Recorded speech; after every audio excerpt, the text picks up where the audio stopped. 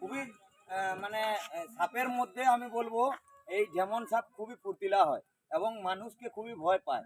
মানুষের আওয়াজ আকৃতি অনুভব করতে পারলে খুবই স্পিডে দ্রুত গতিতে ছুটাছুটি করে, দেখতে পাচ্ছ বাইট করছে, কামড়াবার চেষ্টা করছে অনেক সময়, বাট ঝট করে এরা কামড়ায় না। প্রকৃতিতে থাকে, মানুষকে ঝট করে এরা বাইট করে না। কখন মানুষকে কামড়ায় জানেন? যখন নিজে কোথাও ফেঁসে যায়, আটকে থাকে, এদের বেরাতে পারছে না, জোর লাগাচ্ছে বডির, বেরাতে পারছে না, ওই সময় কিন্তু মানুষকে কামড় মারে কাছে গেলে। আর এরা পেঁচিয়ে ধরে জোর করে, দেখুন হাতটায় পেঁচিয়ে ধরেছে, কিভাবে দেখাতে বলবো, দেখতে পাচ্ছ? এই দেখো হাতটায় ধরেছে, দেখো পুরো সাপটা ছেড়ে দিলাম, দেখো কোথায় ধরেছে। আমি ধরিনি কিন্তু সাপটা ধরেছে, খুব বড় আকারে দেখছো। তো একে আমরা এখানে